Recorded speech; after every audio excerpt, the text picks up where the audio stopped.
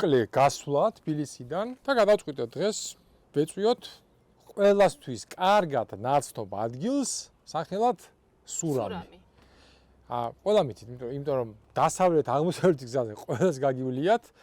სანამ ახალი ავტობანი გაკეთდებოდა, მანამდე ყველა გავდიოდი და უშუალოდ სურამის ციხესთან ქონდა შეხება და ბავშვობაში ჩემთვის ეს ყოველთვის ასოცირდებოდა ხოლმე რაღაცნაირად მისტიკურ ციხესთან, იმიტომ რომ ამაზე ხშირად მე ალბათ ციხე არ მინახავ ჩემს ბავშვობაში ყოველთვის, ოღონ სამწუხაროდ არასდროს არ ჩერდებოდნენ ჩემები და შესაბამისად მე უკვე სტუდენტობის დროს მომიწია ამოსვლა. სურამი არის ძალიან მაგარი ადგილი, თვითონ ქალაქზე ცოტა მოგვიანებით ვისაუბრებთ. ახლა ვარ ჩვენ ციხეზე და მოკლე ისტორია ციხის, რომელიც ზუსტად დადგენილი არ გვაქვს, რომელი საუკუნის არის აშენებული, არის რამოდენიმე მოსაზრება.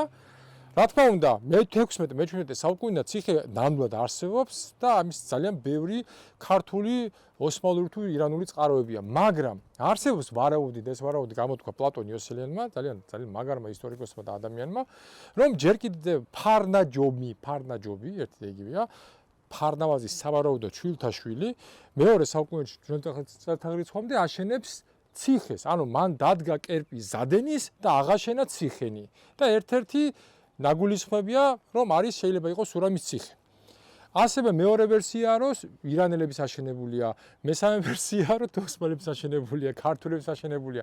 არა აქვს მნიშვნელობა, მთავარი არის სად არის აშენებული ლოკაცია, ეს არის გზაგასაყარი დასავლეთსა და აღმოსავლეთ შორის, ამიტომ ამაღლებულ ადგილას. ამაღლებულ ადგილზე. ამიტომ სრულად მე როგორც ისტორიკოსი ალბათ მივემხრობ პლატონ იოსელიანის ვერსიას, რადგან შეუძლებელია ფარნავაზი გადასულიყო დასავლეთში და იქ დაარსებინა შორაპანი და დიმნა, ანუ არგვეთის საერისთავო და მას არ ქონოდა აქედან რაღაც საყრდენი ზურგი. გამორიცხული, ანუ ლოჯისტიკურად სურამის ციხიდან სავარაუდოდ მომარაგდებოდა მაშინდელი არგვეთის საერისთავო, რომელიც უფრო აღმოსავლეთს ეკუთვნოდა და შემდეგ უკვე ეს იყო, როდესაც იბერია გადადის დასავლეთ საქართველოში. აქედან გამომდინარე, მგონია რომ ეს ციხე არსებობს უკვე 2000 წელზე მეტია. შეიძლება არსებობდა მცირე ციხე-კოშკი, მაგრამ ფაქტია რომ ადგილი არის უმნიშვნელოვანესი. და ამ ციხეს აქვს ლამაზი ლეგენდა. ჩაატანეს ყველაზე მართალი კაცი, ვინც იყო აქ ზურაბი, ახალგაზრდა ბიჭი და მისივე თანხმობით, რომელსაც ესწრებოდა თუ უყურებდა საცოდავი დედამისი, ხო შვილო ზურაბს ადამდის. ძალიან ბევრია სურამის ციხე არდაზიანის დაწერილი პიესები. ეს იყო ინსპირაცია ძალიან ბევრი მწერლის. ეს ლეგენდაა, რა თქმა უნდა, ამის ისტორიული დადასტურება არ გვაქვს, მაგრამ მე აქ სხვა რამეს უყურებ, რომ სავარაუდოდ ეს არის იდეა, რომ ეს ციხე თითქოს აშენებულია მართალ იდეებზე, რადგან ის იყო კავშირი ორი ისტორიული რეგიონისა, დასავლეთ და აღმოსავლეთ საქართველოებს შორის, ერთგვარი ხიდი და რომელიც გეოგრაფიულად და ვთქვათ ეთნოკულტურულად ცოტათი განსხვავებულია, მე მგონი ამაში ყველა ვთანხმდებით. აქედან გამომდინარე, სურამი უნდა ყოფილიყო მართალი ადგილი ორივე მხარის საქართველოსთვის. შეგიძლიათ ამოხვიდე ძალიან მარტივი მოსასვლელია და შემდეგ ნახოთ სურამის სხვა გამორჩეული ადგილები. წავედით.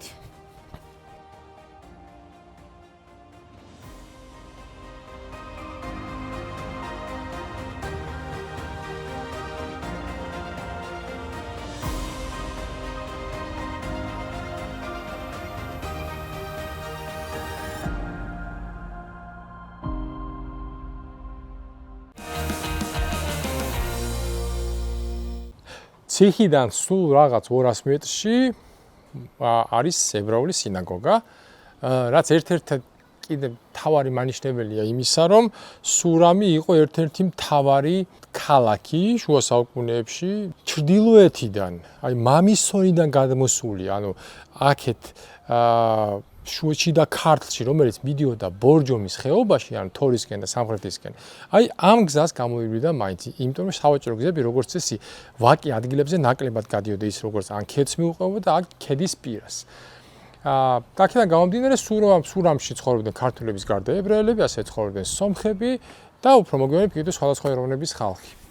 და მნიშვნელოვანია ის, რომ სურამი დაკნინება გარკვეულწილად იწყება რკინიგზის დაგეგმით, რადგან მან აუარა გვერდის სურამს და სურამის ნაცვლად ამ რაიონის ცენტრად აქცია ხაშური და სურამი შემდგომში დარჩა მხოლოდ კურორტის ფუნქციით, ესეც ერთი საოცარი ადამიანის გამოისობით, რომელზეც ცოტა ხანში ვისაუბრებთ. სურამში ცხოვრების კვალი ჯერ კიდევ დიდი ხნითადე ჩვენ წელთაღრიცხვამდე არის ნავარაუდები. ამაზე მეტყველებს აქ აღმოჩენილი არქეოლოგიური არტეფაქტები. სურამი ანტიკური ხანის ქართლის ერთ-ერთ მნიშვნელოვან ქალაქს წარმოადგენდა. იმიტომ რომ შორეულ წარსულში სურამზე გადიოდა აღმოსავლეთიდან დასავლეთისკენ მიმავალი მნიშვნელოვანი სავაჭრო საქარავნო გზა. აი აქ არის ის ცნობილი მინერალური წყალი, რომელსაც ძალიან კარგი სამკურნალო თვისებები გააჩნია. გავსინჯოთ? დავდიოთ? აი აქეთ ბევრი მოდის წამოდი. გონი ყველგან ერთნაირი რაოდენობა მოდის. არა, შეგა.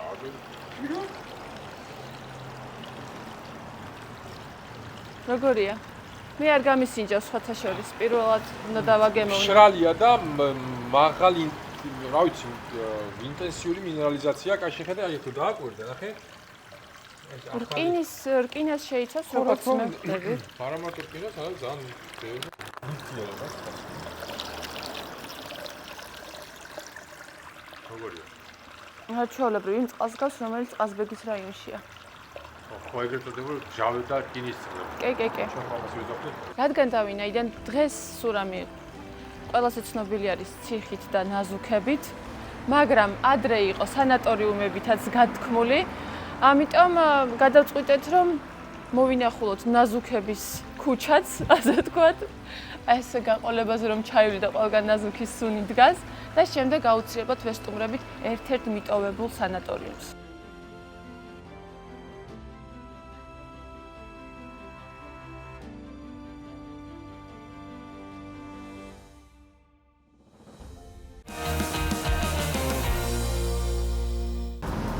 კიდევ უფრო საინტერესო რომ იყოს ჩვენი მოგზაურობა და ჩვენი გადაცემა, გადავწყვიტეთ ვითამაშოთ ჯეირანი, თუ ვინ გამოაცხობს ქალბატონ მანანასთან ერთად ამ უგემრიელის ნაზუქს. მოგათ ნაზუქი ძალიან ბევრ ქვეყანაში არა, მხარეში და სოფელში ვწდება საქართველოში, მაგრამ სურამი გამოირჩევა, რადგან აქ პოპულარულია და გზაში ყველა ყიდულობს. ზოგადად ჩვენ გვინდოდა რომ რომელიმე ოჯახში გამოგვეცხო, მაგრამ ის ჩვენი ახლობლები მეგობრები არ არიან ახლა ამ სურამში, ამიტომ რაც ნახეთ გზაში ყოველდღიურა ხოლმე ის. რა წერია? არჩემია ნაკლებიო, ხო და ნახოთ ეხლა ნაკლებია არ თუ მეტია, მაგას გავარკვევთ, მაგრამ ორივეც გვინდა გამოცხობა და ვინ გამოაცხობს, გავარკვევთ ჯეირანი. ანუ ვინც იგებს ის აცხობს. ანი წოვს ხელს. ჯეირანი. მართლა მოუგე. ჩვენ ხوار გონიათ რომ ამას გელოდები მაშინ აქ დავჭდები. გამომიცხվել ნაზუქები. კაი, მე გამოგიცხობ და შენ მოგართვება აი აქ. მართლა 100 თქვენია ნაკლები თუ მეტია? აი შეფარუც წერია ზუსტად არჩემია ნაკლები კი არა, უფრო მეტია. ხო, წარწერა მართლა იქცეს ყურადღებას. ახლა მაგითო შემოვიდ უამრავი ხომ არის გზაზე. და ყველაზე კრეატიული მე მგონი თქვენი სანაზუქია. ზოგი რა საყვარელიაო და იმაზე ჩერდებია, რა საყვარელი წარწერაო. აი, ეგ არის, აი, სტორი მარკეტინგია, ბერ მარკეტოლოგის უკეთესი ხარ და. ბაბო, 75,000 ნახვა გაქო. აი, იქიდან იღებდა ესე და რა თქმა უნდა შენი გადაღება მეთქი. გულში ახლა ხმამაღლა კი არ მეთქი, მოდი ნაზუქი იყიდე მეთქი და 75,000 ნახვა აქო. ხო, მაგრამ მე ეს ხეს ხო, მე ბევრი ხალხი. არა, მე უბრალოდ აღარ შემიძლია უკვე 76 წელიწადში ვარ. 2 თონე თუ გამოვაცხეს, პირველი მეორე თონი არის ახლა და ეს რო გავყიდო, მე ვივარ ჩემს სახლში. ძალიან კარგი. 27 წელიწადია უკვე ვაცხობდა და ვიღალე უკვე. აკამდე არ მეთქვია და როიტყვი უკვე რომ დაიღალე, ესე იგი დაიღალე. კიდე კარგი რომ აი ერთი სული მაქვს როის გადავაგზავნო დამჯერდე სახლში. აბა გიხარია გისაქცევა? ხო. რას ანუ რისგან შედგება? არის ნაზუქის შემადგენლობა, საერთოდ. მალაკო, ზეთსუშვები, კვერცხი, შაქარი, ქიშმიში აუცილებელია და სუნელებია, ილი, მუსკატი, მიხაკი, დარიჩინი. ვანილი პლუს. ვანილი თავისთავად. და დილას ამზადებთ ადრე. არა, მასა ღამე ამზადებ საღამოთი ვზელა და დილაზე მხდება უკვე ამოსული. ესე იგი ნაზუქი იყო, რატო ამზადებთ ჩვენ წინაპრები ნაზუქს? იმიტომ რომ ეს პური, ტკბილი პური უფრო ნაკლებად დიდხანს ძლებს. უფრო ნაკლებად. აი ჩურჩხელა, ნაზუქი ეგენი. აი გძელ გზაზე იყო გამოსადები. კი. კარი რო ვერავს აშრობს ხოლმე იმას და ცოტა ნამსუშები თორე ტკბილი როა არ უნდა მაინც ძნელად იმას შევა. აი იმას მიაყოლე იქით და. მოიცა? ხო. აი და ესე ხო? აბა საათ. ხო, აი აქ ამ ადგილზე. ხო. არ არის პრობლემა ძნელი, არ არის. აჰა. დედაჩემმა არ მასწავლა შვილო ცხობა პურისა, ჩემმა ძმა მიცოდა, ჩემი მომდევნო იყო. და. არ არის კარგი. აბა რას იზავდი? აბა რა. იცოდა. ცოტა მივალამაზოთ. ესე დღეში აწყობთ 2 თონეს? ხო, მეც არ ვაცხობ და ხაჰა, დიდი 3 თონე გამოვაცხობ. ცოტა და ხარისხია. კი ბატონო, კი გენაცვალე, ხარისხიანი კი, სიცილკის კი სიტყვიდი სულა. ველოდები როდის გამომიცხობს ალექსანდრე ნაზუქს.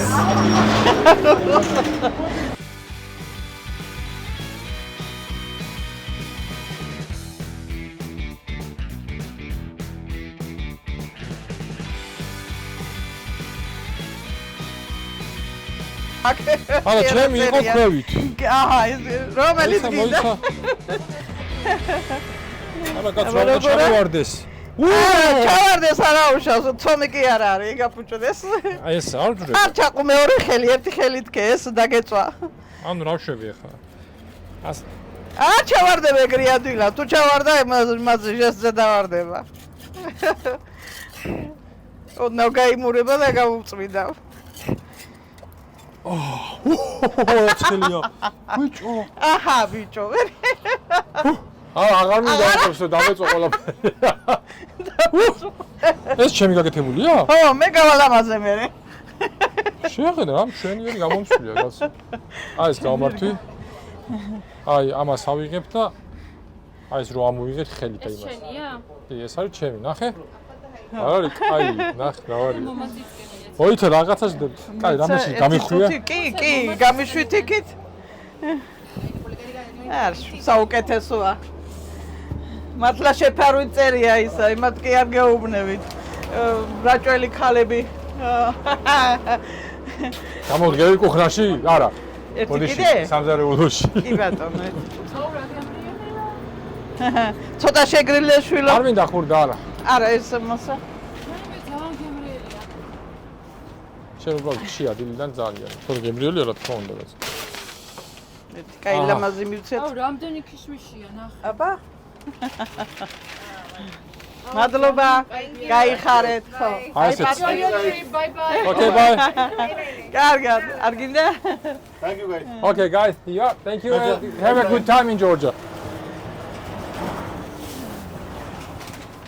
აჰა, ეს გავახვიოთ და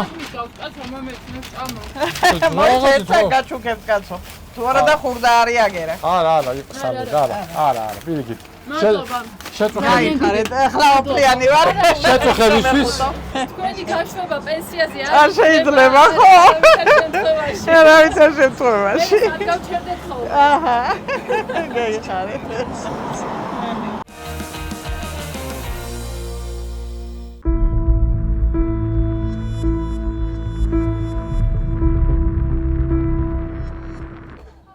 გამარჯობათ. კითხვა მაქვს, თუ არ გამარჯობათ. იცით რა მაინტერესებს? აქ მე როგორც ვიცი, იყო სანატორიუმის სურამი. რამე თუ რამე სხვა ერქვა, სანატორიუმის სურამი, თქვენ გახსოვთ სავარაუდოდ? ეს არის. ესეც მაგის ნაწილი იყო? არა, ეს ცალკე იყო, იგო ეს. ცალკე. მანდა აფხაზელი ტოლვილები იყო, ახლა ცხინვალიდან ვარ. თქვენ ცხინვალიდან ხართ.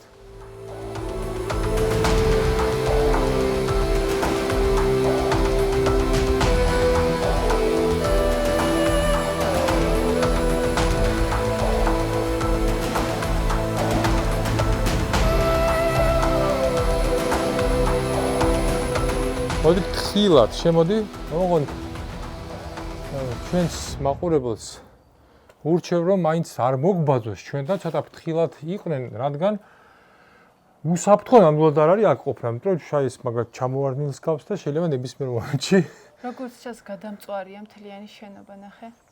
კი, ანუ ხანძრის კვალიც არის.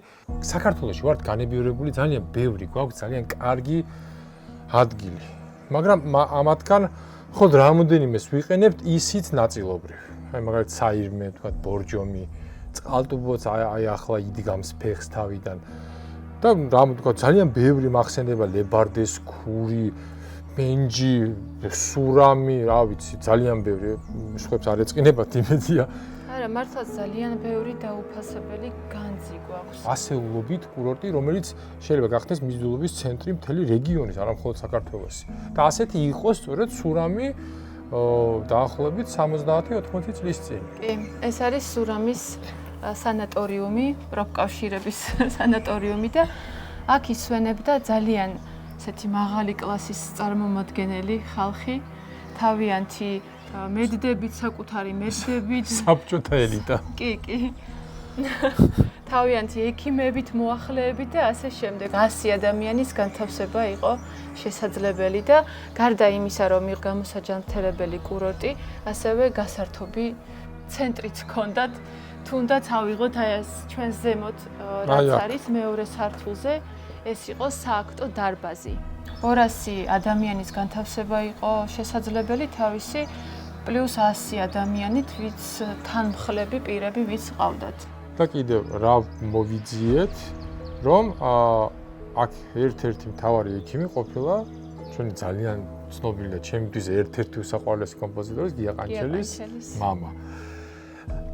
და შემდეგ რატო დაინგრა ეს ყველაფერი? რა თქმა უნდა, ზოგადად სისტემის ცვლილება იწვევს ესეთ რყევებს, გრევას, მაგრამ 91-92 წლებში სამაჩაბლოს და აფხაზეთის ომმა და ასეულობით 1000 დევნილი, რომელიც გამოდევნეს ამ რეგიონებიდან, ამ ტრაგიკული მოვლენების შედეგად, ისინი ძირითადად შეასახლეს აი ესეთ საკურორტო ზონებში და აბსოლუტურად გასაგებია რომ ეს ყველაფერი მოხდა ძალიან ქაოტურად და შემდეგ აი ახლა ზევით რაც ნახეთ ცხინვალიდან დევნილები სახლობენ, აქ როგორც ვიცით სახლობენ აფხაზეთიდან დევნილები და უკვე შემდგომში უკვე მათ ნახეს თავიანთი გზაკვალი, ზოგი მინით დაკმაყოფილდა, მაგრამ საბოლოო ჯამში შენობა უპატრონოდ დარჩა, განადგურდა, შემდგომში გაიძარცვა, დაინგრა, შემდეგ დაიწვა და მოკლედ თან რეალურად ისეთ დონეზე არის დანგრეული, რომ ამის დანგრევა უფრო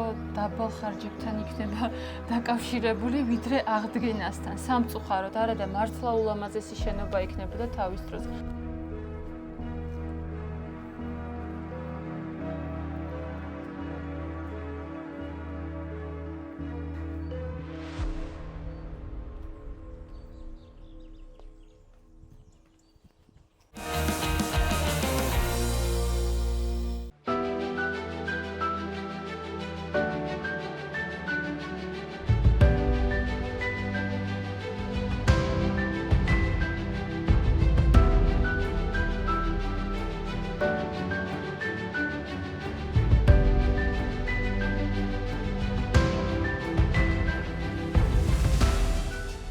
მოვედით ამ საოცარი ადამიანის ბატონი მიხეილის საფლავზე.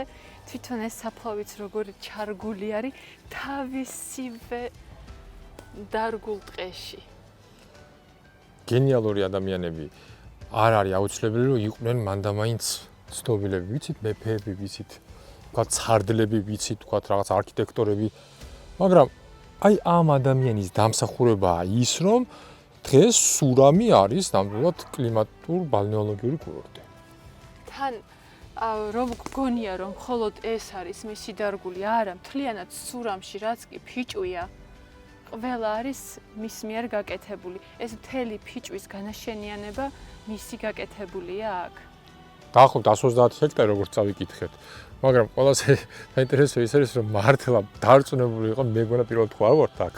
რომ ეს რაც ქვია, ბუნებრივად იზრდება. ბუნებრივად. თან მარტო აქ კი არა, ამ ადამიანის დამსახურებაა ის, რომ მანამდე ის იყო ბაკურიანში, წაღვერი კეჩხობი, ბორჯომი რამდენი ადგილი გადაარჩინა? გადაარჩინა, იმიტომ რომ ბორჯომის ქარხანამ იქ იქ ინდუსტრიული შესვლა იგეგმებოდა და იქ ძალიან ბევრი ბიზნესმენი მათ შორის ანანოები და მთელი ამბავი იყო და ამ ადამიანმა მართლა რავით კბილებით დაიცვა ბორჯომი რო გვაქვს დღეს ერთ-ერთი ისი დამსახურებაც არის და არა მხოლოდ ფიჭვი მან გააშენა ფაქტურად ყველგან. ეს ადგილი არის უნიკალური იმით, რომ ზუსტად აქ ხდება დასავლეთის და აღმოსავლეთის კლიმატი ერთმანეთს და ამით ქმნის საოცარ მიკროზონას, რომელიც არა მხოლოდ ჰაერში იგრძნობა, რომ დადიხარ, არამედ წყალიც საოცრად სამკურნალო არის და ზუსტად აქ იყო სურამი ითვლებოდა მთავარ დისლოკაციის ადგილად ომის დროს, როდესაც ჯარის დისლოკაცია ხდებოდა და ზუსტად მაშინ შეამჩნიეს, რომ აქ მყოფი ჯარის ნაწილები ბევრად მარტივად და სწრაფად ჯანმრთელდებოდნენ. მეგობრებო, მინდა ვიცოდეთ ეს ადამიანი და მინდა განსაკუთრებით მადლობა უთხრა ჩვენს მეგობრად ლელა გიორგაძეს, მისი დამსახურებით შევიტყვეთ ჩვენ ამ ადამიანის შესახებ და არ ვიცოდი ჩემ და სამარცხვინოთ, სამწუხაროდ და როცა წავიკითხე, აღვთოვანდი, იმიტომ რომ რაც ამას აქვს გაკეთებული, აი ბარეორმა დაიქვეყნოს ბოდიში ამ ჟარგონისთვის მართლა ასია და ჩემი აღვთოვანება და პატივისცემა მას რომ აი ეს ყველაფერი შექმნა და მე შექმნიდა კიდე ალბათ რომ რაღაც უფრო დიდხანს ეცოცხლა. ნამდვილად.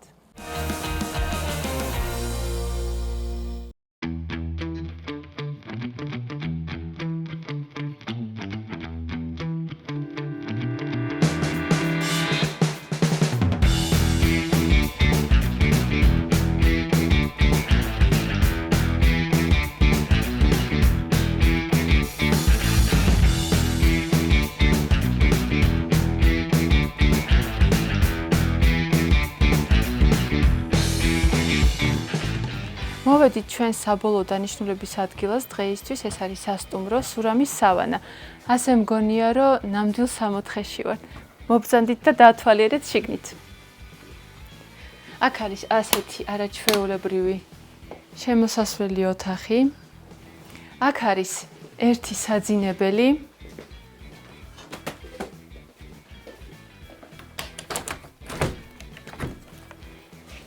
აი ასეთი არაჩვეულებრივი ხედი არის აქედან. თავისი შესანიშნავი ჰაერით. ასევე გაჩვენებთ აბაზანას. აბაზანაც საკმაოდ დიდია. აი ასეთი. მეორე სართულზე კიდევ ორი ადამიანის განთავსების საშუალება არის. თავისი ულამაზესი ხედით არ ვიცი უკვე პირველ სართულზე დავიძინო ამაღამ თუ მეორეზე. სასტუმრო სავანა სურამი 2020 წლიდან ფუნქციონირებს და გთავაზობთ ფაქტობრივად შუაგულ ტყეში განთავსებას. ტერიტორიაზე განთავსებულია ერთი დიდი ხის სახლი, სადაც შესაძლებელია 10 ადამიანის განთავსება და 2 კოტეჯი, რომელიც 4-5 ადამიანზეა გათვლილი. შენობების შემინული ფანჯრები საშუალებას გაძლევთ დატკბეთ როგორც ტყის ხედით, ასევე მთების ხედითაც.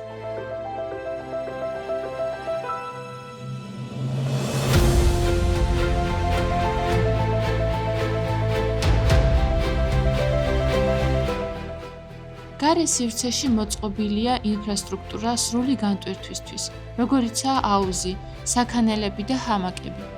ასევე სურვილისამებრ შეგიძლიათ გამოიყენოთ თონე და მაყალი.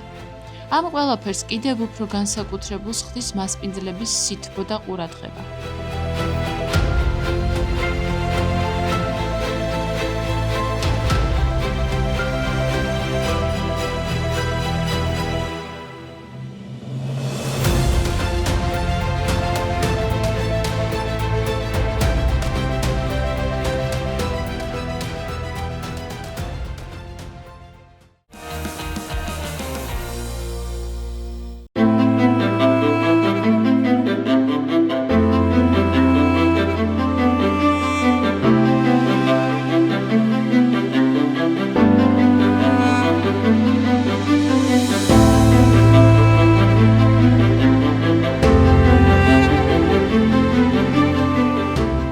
სურამის ერთ-ერთი ყველაზე მთავარი ღირსშესანიშნაობა არის იტრიის ღვთისმშობლის ეკლესია. ზოგადად იტრია ცალკე დასახლებული პუნქტი იყო, მაგრამ შემდეგ სურამს შეუერთდა. ეს მონასტერი ადრე დედათა მონასტერი იყო, ახლა მამათა მონასტერია, მაგრამ ამას არ აქვს პრინციპული მნიშვნელობა. მთავარი არის ის, რომ როცა ის შენდება, აქ არის საუბარი დაახლოებით მე-16 საუკუნის შუახანებზე, ეს არის ძალიან მძიმე პერიოდი საქართველოს ისტორიაში. გვაქვს ოსმალეთის იმპერიის დიდი შემოსევები, დიდი დაწოლა აქედან ირანი, თეთრბატკანიანები და ასე შემდეგ, მაგრამ გვაქვს ძალიან დიდი ზეწოლა და მიუხედავად ამისა, მაინც ხერხდება ის, რომ შენდება ასეთ მნიშვნელოვან ადგილზე ესეთი მნიშვნელოვანი ეკლესია. საინტერესოა ის, რომ როსტომ ხანის მეუღლე მარიამი, რომელიც ასევე გამორჩეულია თავისი მორწმუნეობით და მარიამის დროს ძალიან ბევრი ეკლესია აღდგა ან აშენდა, სწორედ მარიამის ბრძანებით, შეიძლება როსტომ ხანის ბრძანებით, მაგრამ მარიამის ზეგავლენით, მარიამ დედოფლის ზეგავლენით, იტრიის ეკლესიისთვის შეუწირავთ ყმაგლეხი და მიწები. აქედან გამომდინარე, ეს მონასტრის იყო სასიცოცხლო მნიშვნელობა, რომ მას გაუჩნდა ერთგვარი მუდმივი შემოსავლის წყარო და რატომ იყო ამ ადგილზე მნიშვნელოვანი მონასტრის არსებობა განსაკუთრებით იმ პერიოდში, რადგან როგორც ბევრჯერ უკვე ვთქვით, ეს იყო გზაგასაყარი, შესაყარი უბრალოდ აღმოსავლეთისა და დასავლეთისა, ამიტომ ძალიან მნიშვნელოვანი იყო, რომ აქ ყოფილიყო ძლიერი ქრისტიანული კერა. გარდა ამისა, ამას შემდეგ ძალიან ბევრჯერ დაზიანდა და მე-19 საუკუნეში მას ჩაუტარდა გარკვეული რესტავრაცია, მაგრამ ამის შემდეგ უკვე მხოლოდ მე-20 საუკუნეში შეკეთდა რამოდენიმეჯერ. დღეს ასე გამოიყურება, საკმაოდ კარგ მდგომარეობაშია.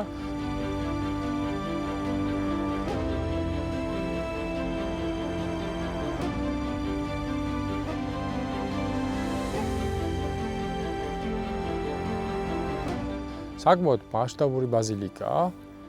როგორც ხედავთ, სამნავიანია, თლილი ქვით არის ნაშენი და საკმაოდ დიდია, რაღაცნაირად გამახსენდა პარხალი ტაო-კლარჯეთში. ძალიან გვანან ერთმანეთს ფერითაც და ზოგადად პარამეტრებითაც. ბაზილიკები ზოგადად ამას არ იყო ესეთი დიდი, უფრო მომცრო ზომის აშენებდნენ. მამას ვახუშტი ბატონიშვილს აღნიშნავს, რომ იყო დიდი ეკლესია გუმბათის გარეშე. ეს არის ერთ-ერთი ყველაზე ღირებული ცნობა, რაც გვაქვს იტრიის მონასტერს. აქ კიდევ ბევრი ადგილი არის სანახავი. ჩამოდით, დაისვენეთ და აღმოაჩინეთ სურამი.